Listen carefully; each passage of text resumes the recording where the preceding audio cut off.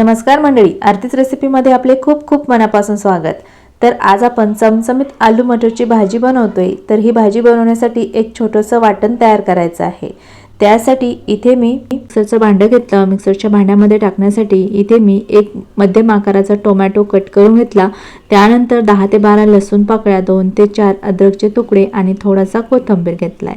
घेतलेले सगळे मसाले आपल्याला मिक्सरच्या भांड्यामध्ये टाकायचे। सुरुवातीला पाणी न टाकता ग्राइंड करायचे आणि त्यानंतर थोडंसं पाणी टाकून या मसाल्याची पेस्ट तयार करून घ्यायची आहे। तर या ठिकाणी मसाल्याची पेस्ट मी तयार करून घेतली। आता तयार केलेली पेस्ट थोड्या वेळासाठी बाजूला ठेवू आणि त्यानंतर आपल्याला गॅसवर कढई ठेवायची आणि कढईमध्ये 5 ते 6 चमचे तेल गरम करून घ्यायचे। तेल गरम झाल्यानंतर तेलामध्ये अर्धा चमचा जिरे टाकायचे। त्यानंतर एक दालचिनीचा तुकडा, एक मसाला विलायची आणि एक तेजपान टाकून घ्यायचे। त्यानंतर एक मध्यम आकाराचा कांदा बारीक कट करून फोडणीमध्ये टाकून घ्यायचा आहे। त्यानंतर कांदा फोडणीमध्ये मिक्स करायचा आहे आणि कांदा हलक्या ब्राऊन रंगाचा परतून घ्यायचा आहे। तर या ठिकाणी कांदा हलका ब्राऊन परतून झालाय। आता यामध्ये आपण जी मसाल्याची पेस्ट तयार केली होती ती सर्व पेस्ट टाकून घ्यायची। फोडणीमध्ये पेस्ट मिक्स करून घ्यायची आणि आता ही मसाल्याची पेस्ट अगदी तेल सुटेपर्यंत आपल्याला या तेलामध्ये परतून घ्यायची आहे। तर अगदीच थोड्या वेळामध्ये तुम्ही बघू शकता मसाल्याने आता छान तेल सोडलेलं आहे।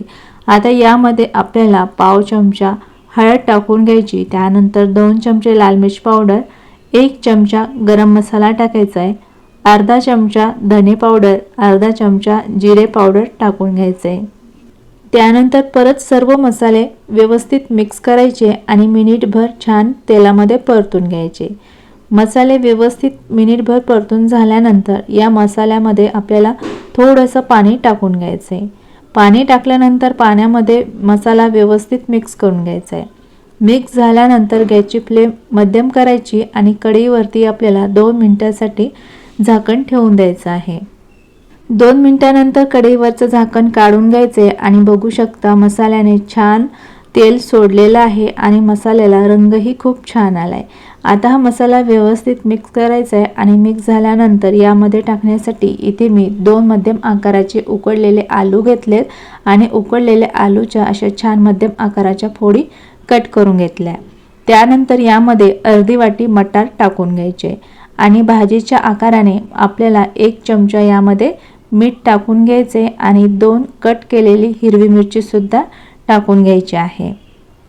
त्यानंतर मटर, आलू आणि मिरची मसाल्यामध्ये व्यवस्थित मिक्स करून घ्यायची। मिक्स झाल्यानंतर आता आपल्याला या भाजीमध्ये ग्रेव्हीसाठी पाणी टाकायचे। तर इथे आपल्याला थंड पाणी न टाकता कोमट पाण्याचा वापर करायचा आहे। तर सुरुवातीला इथे मी अर्धा ग्लास इतकं पाणी टाकून घेतले। आता टाकलेलं पाणी आपल्याला या भाजीमध्ये व्यवस्थित मिक्स करून घ्यायचं आहे। तर इथे मी भाजी मिक्स करून घेतली आहे। मिक्स झाल्यानंतर या ठिकाणी बघू शकाल भाजीमधील ग्रेव्ही आहे ती थोडीशी घट्ट वाटत आहे। त्यामुळे या भाजीमध्ये परत थोडंसं कोमट पाणी टाकून घ्यायचे आणि परत एकदा ही भाजी मिक्स करून घ्यायची आहे। भाजी मिक्स करून झाल्यानंतर या भाजीची ग्रेव्ही तुम्ही बघू शकाल खूप पातळ नाही आणि खूप घट्ट नाही, अशी मीडियम थिकनेसची ग्रेव्ही आपल्याला या भाजीची ठेवायची आहे।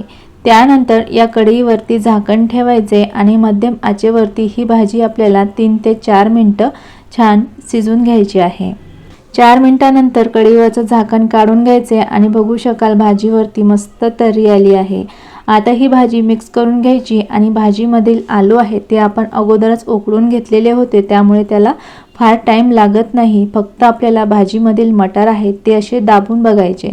तर बघू शकता मटार सुद्धा छान शिजलेले आहे। तर या ठिकाणी अगदी 10 मिनिटात आपली चमचमीत अशी आलू मटारची भाजी तयार झाली। तर या ठिकाणी गॅस बंद करायचा आहे आणि भाजीमध्ये थोडासा कट केलेला कोथिंबीर टाकून घ्यायचा आहे आणि कोथिंबीर भाजीमध्ये मिक्स करायचा आहे।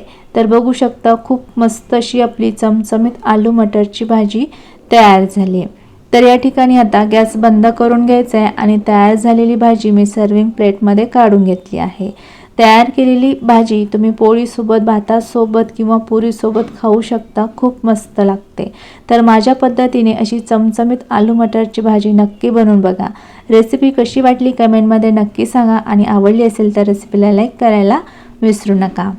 परत भेटूयात पुढच्या व्हिडिओमध्ये, तोपर्यंत बाय बाय, टेक केअर।